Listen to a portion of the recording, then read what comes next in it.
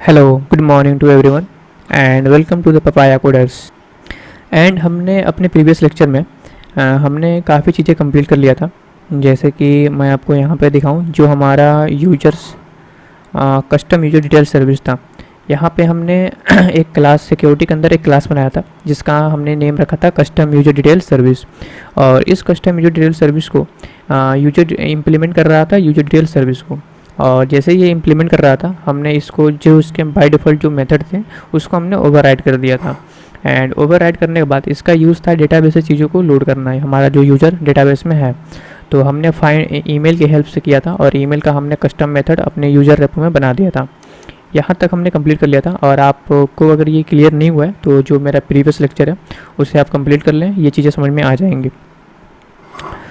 तो मैं यहाँ पे आता हूँ कस्टम यूजर डिटेल सर्विस में। एंड यहाँ पे हमने सिंपली सब कुछ कर लिया था। यहाँ पे हमारा रिटर्न टाइप जो डिटेल्स था, तो हमें रिटर्न भी जो डिटेल्स करना होगा। लेकिन हमने क्या किया था, इस यूजर डिटेल्स को हमने यूजर जो हमारा क्लास जो है यहाँ पे, यानी कि मैं आपको दिखाऊँ, जो हमारा यूजर एंटिटी है इसके अंदर हमने यूजर डिटेल्स को इम्प्लीमेंट कर दिया था। एक बार कोई अगर इम्प्लीमेंट कर देता है देन हम सिंपली क्या कर सकते हैं, हम यूज़र को भी रिटर्न कर सकते हैं, कोई एरर नहीं आने वाली है। तो इतना करने के बाद जैसे कि हमने यूज़र में इम्प्लीमेंट किया था, तो उसी टाइम पे इसके कुछ मेथड से यूजर डिटेल्स के जो कुछ मेथड्स है वो हमारे ओवरराइड हो चुके थे। यानी कि collection, guarantee authority, get user name, is account non expired, is account non lock, और is credential non expired and is enable. तो इतनी सारी चीज़ें हमारा ओवरराइड हो चुका था। अब हम यही चीज़ देखने वाले थे इस लेक्चर में कि ये चीज़ें इसका क्या यूज़ है और इसमें हमें क्या करना है। तो ये बहुत सिंपल होने वाला है, इसमें कुछ ज़्यादा लॉजिक लगाने की ज़रूरत नहीं है। हम जो भी अथॉरिटीज़ हैं, यानी कि जो हमारा रोल होगा, एडमिन होगा, वो सब चीज़ें हम कुछ चेंजेस करेंगे। बट फिलहाल अभी हम इस चीज़ को नहीं टच करेंगे, क्योंकि हम पहले एक बार अपना टोकन जनरेट करके देखेंगे पहले कैसे वो वर्क होता है, देन उसके बाद हम अपना काम करेंगे। तो सबसे पहले हम आते हैं गेट यूज़र नेम, यानी कि यूज़र नेम हम कैसे गेट करेंगे। तो यहाँ पे जहाँ जहाँ रिटर्न है मैं आपको यहाँ से बताता हूँ। जैसे कि यहाँ पे इज़ एनेबल, तो यहाँ पे आपको ज़्यादा कुछ करना नहीं है, सिंपल सबको ट्रू ट्रू करते जाना है। यानी कि यहाँ पे जो हमारा रिटर्न है इसको बस आप ट्रू कर दो। एंड यहाँ पे आते हैं इज़ क्रेडेंशियल एक्सपायर्ड, इसको भी हम ट्रू कर देंगे, ये भी हमारा ट्रू हो गया। एंड इज़ अकाउंट लॉक्ड, तो यहाँ पे आते हैं, इसको हटाएंगे हम एंड सिंपल यहाँ पे हम ट्रू कर देंगे, क्लोज।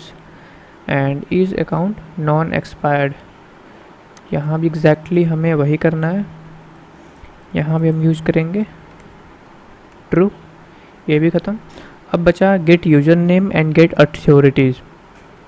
तो यहाँ पे हमें क्या करना है, जो हमारा गेट यूज़र नेम है, तो यूज़र नेम हम किसको ट्रीट कर रहे हैं, आप अगर देखो तो हम यहाँ पर नेम है, ईमेल है, पासवर्ड है, एज है, जेंडर है, हम यूज़र नेम अपने ईमेल को ट्रीट कर रहे हैं।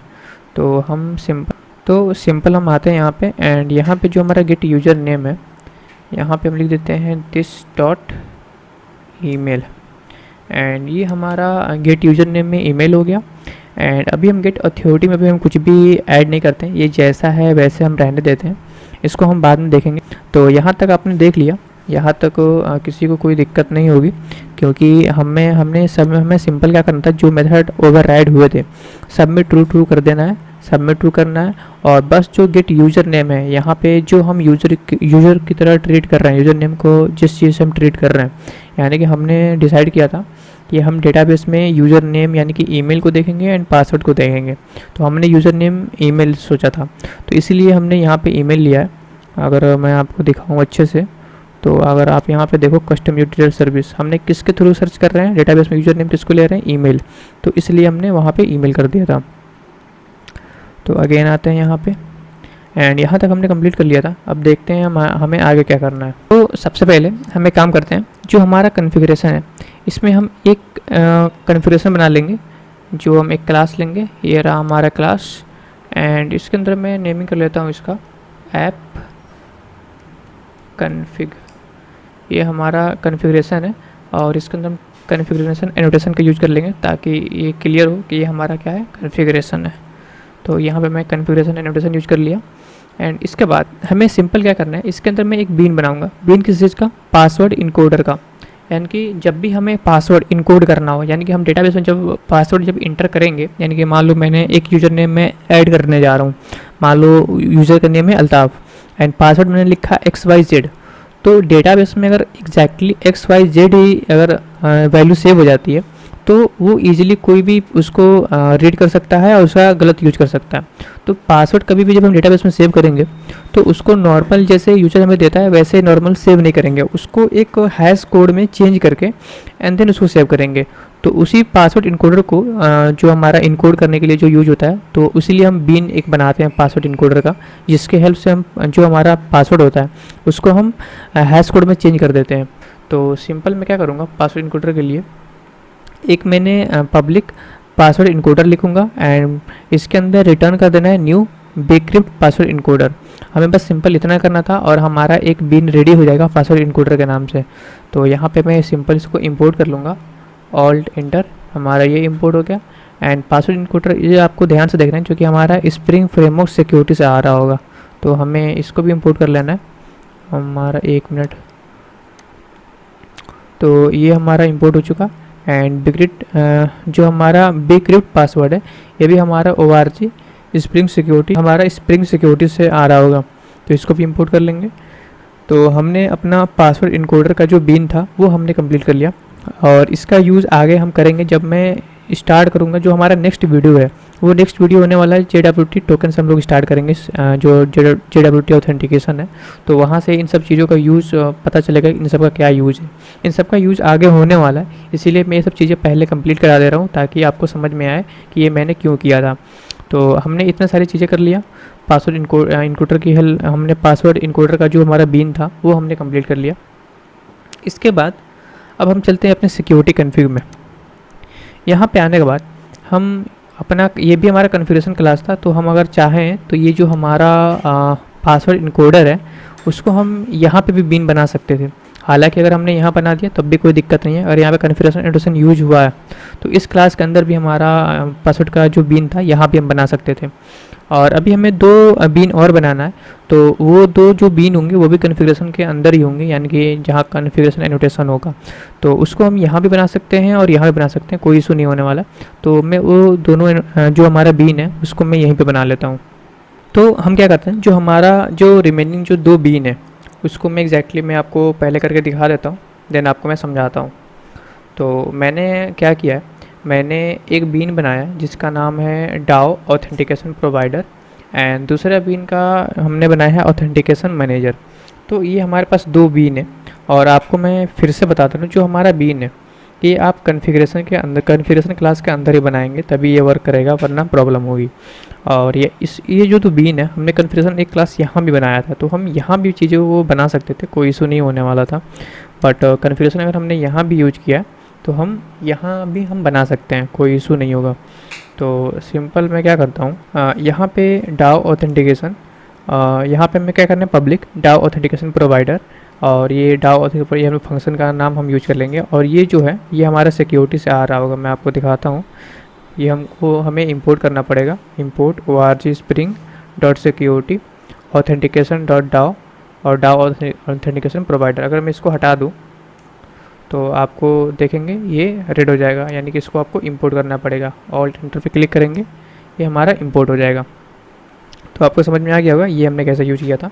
आप पहले ऐसे टाइप कर लेंगे, टाइप करने के बाद ये पूरा रेड हो जाएगा। आपको सिंपल क्या करना है, उसको इंपोर्ट कर लेना है, वो खुद ब खुद इंपोर्ट हो जाएगा।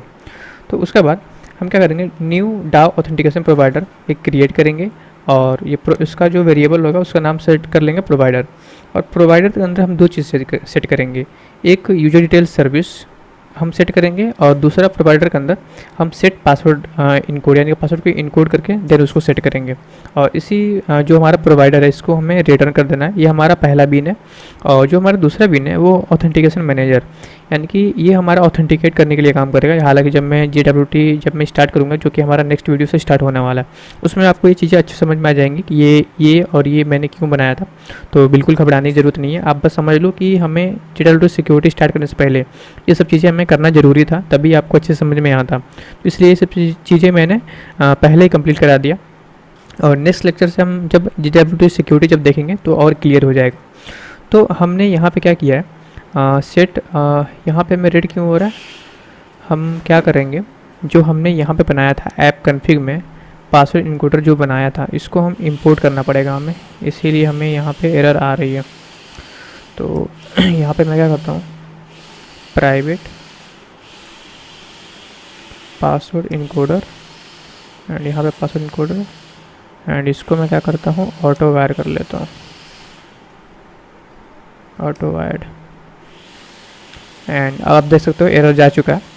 तो सिंपल हमें क्या करना था, डाउ ऑथेंटिकेशन का एक हमें ऑब्जेक्ट क्रिएट करना था जिसका नाम है प्रोवाइडर, और प्रोवाइडर के अंदर हमें दो चीज़ सेट करनी थी, एक हमारा था सेट यूजर डिटेल सर्विस और दूसरा सेट करना था पासवर्ड इनकोडर। यानी कि यहाँ पे जो हमने यूजर डिटेल सर्विस जो हमने बनाया था उस चीज़ को हम पहले सेट करेंगे, एंड देन अपना पासवर्ड इनकोडर सेट करेंगे। आपको इतना चीज़ कर, ये एक बिन क्रिएट कर लेना है और दूसरा बिन ये क्रिएट कर लेना है, और तीसरा बिन आप यहाँ पे देख सकते हैं जो ऐप कॉन्फ़िग के अंदर हमने बनाया है। तो हमें बस एग्जैक्टली इतना ही काम करना था। मैं आपको स्टार्टिंग से समझा देता हूँ कि हमने क्या क्या चीज़ें किया था। हमने सबसे पहले क्या किया था, जो हमने एक पैकेज बनाया था, उस पैकेज के अंदर हमने एक कस्टम यूजर डिटेल सर्विस बनाया था।